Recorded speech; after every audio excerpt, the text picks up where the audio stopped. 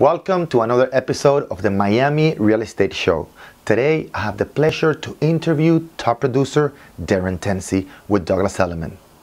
Darin has achieved massive success in less than 5 years. He has currently over $125 million in listings in the United States and over $75 million in listings in other countries. He has achieved this massive level of success in less than 5 years. He talks during the interview about the importance of the relationship building. He says that the sales process is a very long one, especially if you want to work the high-end market. He also gives a ton of valuable advice, especially for experienced agents.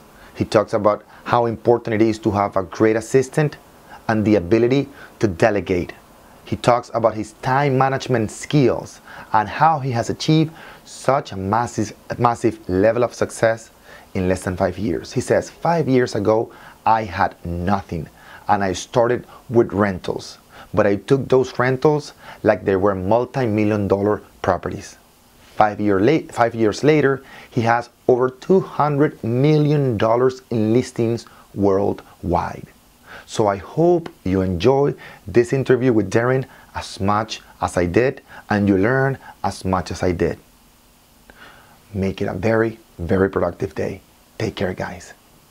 This week's featured properties are a brand new custom-built $30 million estate located at 6440 North Bay Road in Miami Beach. The home features over 15,000 square feet, open bay views, and a modern layout including 7 bedrooms on a 28,000 square feet lot, and an extraordinary brand new estate undergoing development on prestigious Pine Tree Drive. Great opportunity to customize and create a finished masterpiece to one's own exquisite level of finish. Over 8,000 square feet of an open light floor plan with inner courtyards perfect for entertaining. 3 separate levels of over 2,000 square feet of outdoor living, enormous master and VIP suites, dual stairs, roof deck, fully pre-wired, infinity edge pool, and 77 feet of waterfront. For more information about these amazing estates, contact top producer Darin Tansey at 305-924-4100.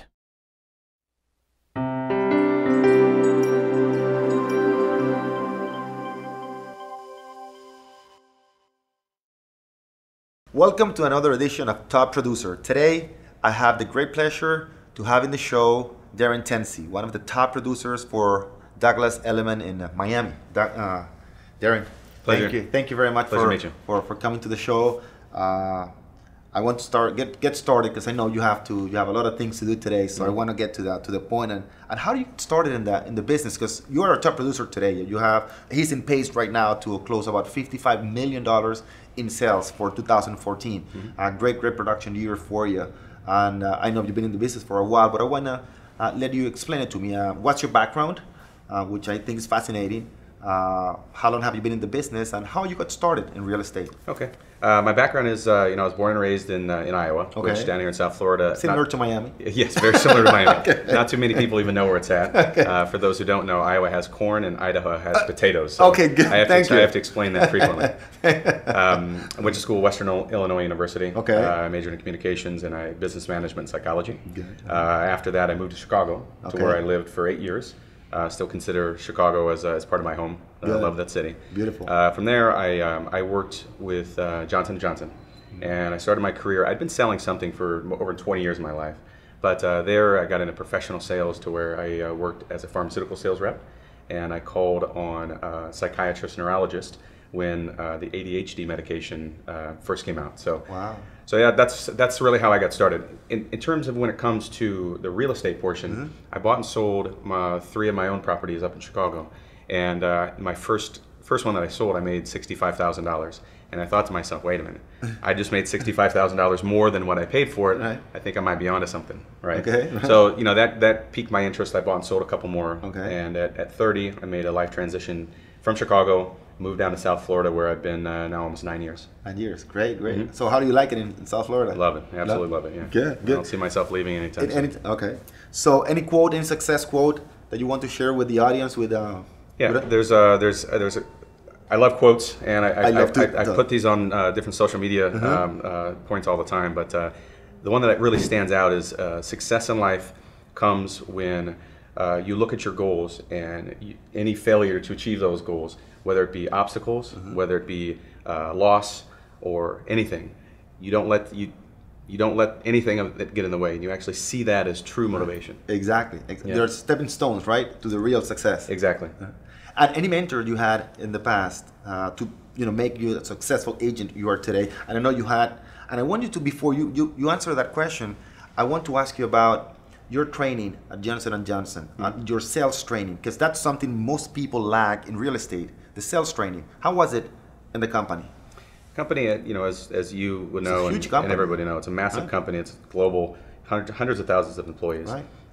My corporate training in Johnson & Johnson is really where I see as a pivotal part of the foundation of my success. You learn how to work, you learn how to be professional, and you learn that in the business world how to interact with other professionals that are out there, highly educated medical professionals who, as a sales rep, in your mid-20s, what you're doing is you're trying to convince a doctor who has been practicing for 40 years and had gone to medical school for 12 to 15 years in some cases, you're trying to tell them what to do. So the training when it comes along is you really understand on how to educate yourself, how to prepare yourself, and how that the sales process is not short. It's a very long process. And it comes with relational building. With Johnson & Johnson. Relationship building. Relationship building. Very good point. You're exactly right. So it's the training came quite a bit with basic sales, which I think that now coming into this industry, that your basic selling skills, your when you look at how to speak to people, when you look at what is the feature, what is the benefit, these are basic selling 101 skills that many people down here they lack. They forget that in real estate, this is a sales job. You're selling yourself, you're selling a product, you're selling an area, you're selling an idea, a concept, a lifestyle. You're selling somebody, this is where I'm going to raise my family. This is an investment. This is where I'm going to spend my life. It's sales. And a lot of people forget that. They take it for granted. I came from the financial industry. First of all, Nations Bank, back in the days, Nations Bank, and then Bank of America. And the structure was very, very, very very formal. It was, learning how to find clients and learn how to pre-qualify, then follow up, make sure that you understand how to make a presentation, then understand the objections, so finally you can close. And that's something we need to learn in real estate. Most people don't have that information, don't know what questions to ask to pre-qualify a buyer or seller. They don't have a system to follow up, much less have a presentation. And then they don't even know. I ask many agents, how many objections are there? And they say, well, there are many, plenty. As a matter of fact, there are only 8 objections. And if you learn the answer to those 8 objections, your chances, of closing your client or getting that client increase tremendously. Tremendously. So it's a process. Those are activities that we have to learn, and that's selling 101, right? So any mentor that you had in the past? I have a professional mentor, Jay Parker, which I know that you just CEO of Douglas Elliman. Jay and I have known each other for close to 7 years now, and I've looked at how Jay as he presents himself both personally and professionally in his life, how he values his family, and he takes that a significant part of his life and his success, how he defines himself, true to his family. I've seen him grow. I've seen him go from clear title up to his position right now as CEO in Douglas Elliman. But a lot of people don't really know that when Jay left law school, how he started off and the options that he had to where he could fall right into a position, but he decided not to fall right in that position. He wanted to work from the bottom all the way up. So Jay started off in a very, very similar way that I did. We worked for everything that we have. We value each and every dime that we've made, and we don't take anything for granted. So if I ask you one thing that you've learned, one thing that stands out from all the things you've learned from Jay, could you mention one? Integrity. Integrity. Integrity. Integrity is the most valuable asset that any of us as professionals could have on a day-to-day basis. And unfortunately, in this business, and not just real estate, but any business, whether it be mainly in South Florida, but all over, it's not something that everybody has. Now, on your way to the top, of course, there are many failures, and I'm sure more failures than successes. I mean, that's the way you get to be successful. And obviously, closing over on pace to close over $55 million in sales, that we can say a very, very successful agent. Now, can you share with us one failure that stand out from your career? How do you handle that failure, and what do you learn from it? I would say moving down to Florida after when I left Johnson & Johnson. So that was a failure. It was the biggest success in my life, but the biggest failure at the same time. Why? I was riding high in Chicago. Okay. You know, I lived a very comfortable life. I was very successful in the company. They wanted me to travel all around the country and open up different divisions and work with them and become manager roles, et cetera, et cetera. I chose to take a big risk in my life. I came down to Florida, and I kind of still felt that I was riding on that cloud. Well, we had this small thing called the recession that came. I remember that. Yeah, I remember that. Yeah. Okay. It was in 2007 when I had my real estate license, and I thought, okay, I'm this cocky 30-year-old kid essentially at that time, making good money at the time. Making good money at the time, and okay, here I go, and now I'm going to conquer the real estate world in South Florida. Well, the recession hit. I have this license in my hand, and I had no idea what to do. I didn't hardly know where I was going in South Florida, and nobody was buying anything. So at that point, you really need to go back to your core values.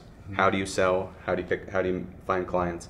And I failed several times, and I coined the phrase that I share with some of my close friends is that the more dirt you eat, the better the champagne tastes. So I like that one. Yeah. It's the truth. It's the truth. It's the truth. Okay, so now you learn from what specific a lesson you got from that.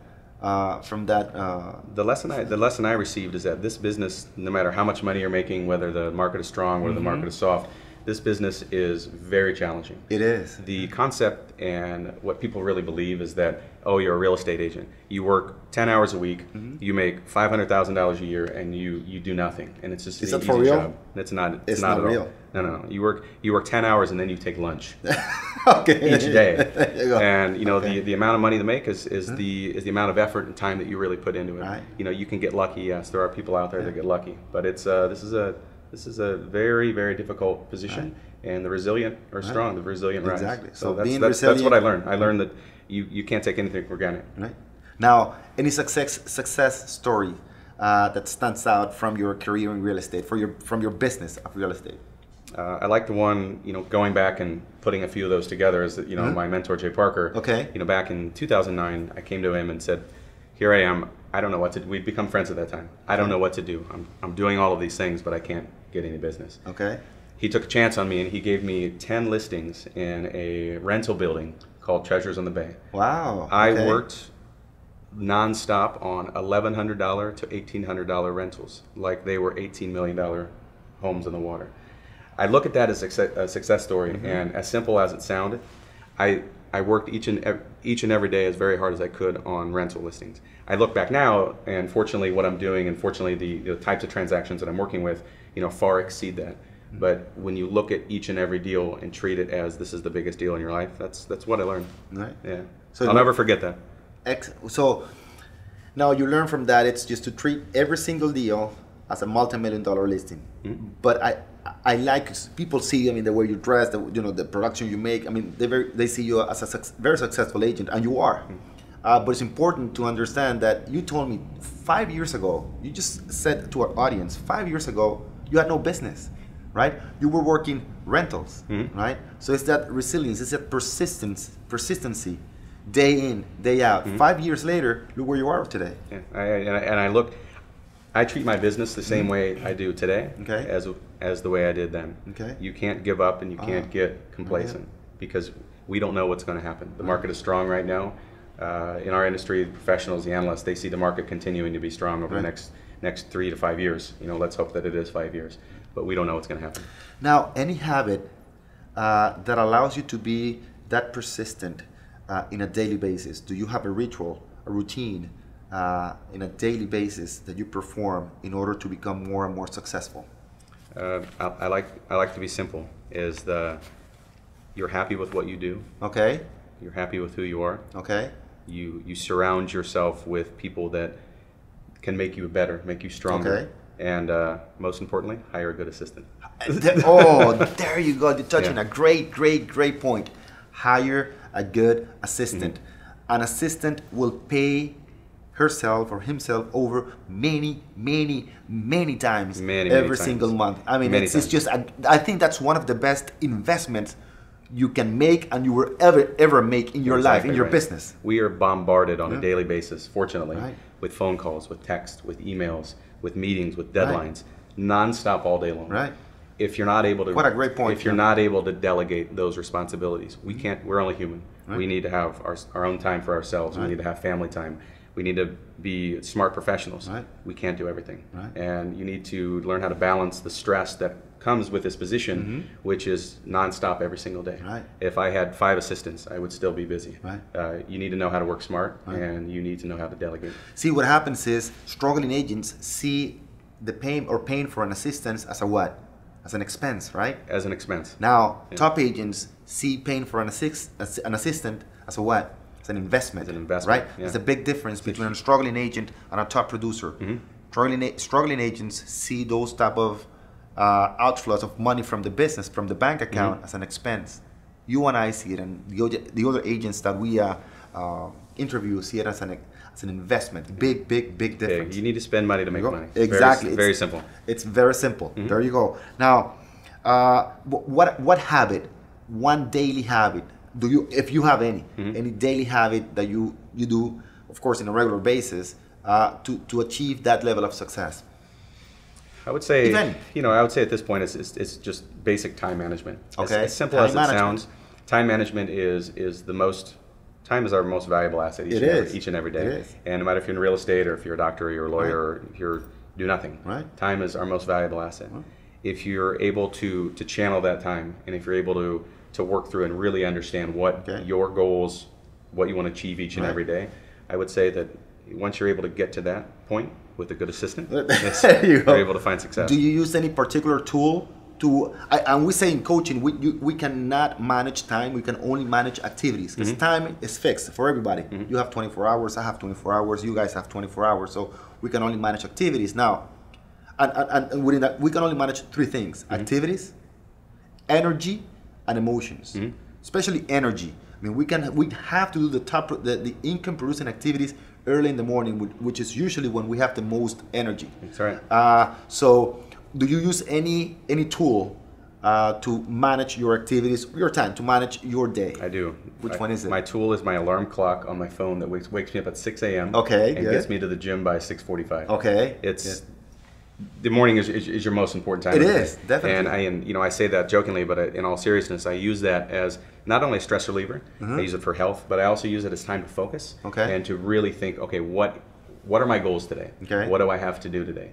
And that's really the time for myself to where I can really look and visualize, okay, Right. these things I need to prioritize. Right. These things, possibly could, Right. be done tomorrow. Right? There's a saying that goes like, you either tell your day where to go, or at the end of the day, you will ask yourself where it went. You're right. So it's planning your day, and we say it in coaching: the day starts the night before. Very right? true. So it's very important waking up early in the morning, bringing clarity to your thoughts, and exercising. Every single top producer says the same thing. I mean, we have to exercise. Have to. Can't do, it's a lot of people like to do it at night. Some people don't like to wake Right. up early in the morning. But the nighttime, I find myself very often, leaving my desk, whether it be in my office or Right. in my house. I leave my desk at 11:30 at night, just because it's At 11:30 at night. 11:30 at night. Right. Yeah. I don't have a wife or children. So Okay, so you have the time to invest. I have the time to invest. Right? But it's important to understand that, again, time is a fixed commodity. And some people have kids, some people are divorced, some people are single, some people have 5 kids, some are married, some are men, some are women. But still, every top producer finds the time, makes the time to do the income producing activities. So moving forward, any book that you recommend our audience? One of the most simplest reads you can find. Take you 20 minutes, and it's Who Moved My Cheese. Oh, there you go. One of the greatest books, and Yes. it's very well known. It's out there, and every corporation, especially Johnson & Johnson's, where it was first introduced. But you have sniff, scurry, hem, and haw. Okay. And you need to sniff out the opportunities. Okay. You need to scurry each and every day to achieve your goals Okay. and to reach those opportunities. Okay. You can't hem and haw, because if you're not doing the 2 mentioned before, you can't blame others. There you You go. can only blame yourself. Right. So Who Moved My Cheese? Who Moved My Definitely. Cheese. Bestseller. Great book. Very short, by the way. Very short. Very short. Very short. Right? But it's the valuable life lessons that are in that very short book make you stop and think about what you do as a professional each and every day. Where do you want to achieve? What do you want to do in 1 year? What do you want to do in 5 years? Right. What do you see? Where do you see yourself in 10 years? And how are you going to achieve that? Right. You can't just think, what am I going to do tomorrow? You need to have a plan. Right. Very good. Very good point. And that's what we stretch a lot. I mean, we put a lot of emphasis on teaching people. It's number one, every single day in the morning, you need to plan. You need to have a plan. You need to practice every single day your presentation, your objections, and learning. Planning, practicing, and learning every single day. That's the way you improve your business. Vital. And the plan goes like this. First of all, when you plan, then you prepare for that plan. Then you execute on that plan, but finally you have to review that plan over and over and over again. You have to. Now, if you could give one piece of advice to an agent that is just getting started in the business, what would it be? New agents that have come onto my team, agents that I've interviewed before, and I get that question asked a lot. I really do, because it's a very important question. It's extremely important, and I use the same analogy each and every time. And I said, visualize a triangle. Now flip it upside down. On top of that triangle, the big part, the base. That's interesting. That's the word real estate. Real estate is like a tree. There's different branches. You have residential, you have commercial, I like that. business brokerage. There are so many different branches of real estate. If you flip that triangle upside down, real estate's on top. You have to really think and get to the point.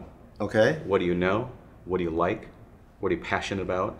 And what do you see yourself doing day in and day out to where you can make yourself an expert versus the rest of your competition out there? There you go. Get to the point. We call it in coaching positioning. It's the first step of our blueprint, right? And you need to understand who your client is, what market you want to become an expert on, and the type of property. But I like that. I'm gonna use that in my seminar if you allow me. Thank you very much. So it's on, it's on tape. Because I like the, flipping the triangle. Very, very good. Now, Darin, if you could give a piece of advice to an experienced agent, what would it be? 2 bits of advice. First off, answer your phone, your text, and your emails. In all reality, don't get complacent. If you're the top producer in your company, if you've made $3 million, $5 million, it doesn't matter. Don't get complacent with yourself. Don't get complacent with your goals. Don't get complacent with your level of success. Never. Never, ever. Never. Right. Well, Darin, I know you have to go, so I want to make it a little bit short. I want to thank you for coming to an interview. Thank you for being here today. It's been a real pleasure. Thank you. Likewise. Having you here today. So, Darin, thank you very much. Pleasure. And thank you for watching another edition of Top Producer. I'll see you next time.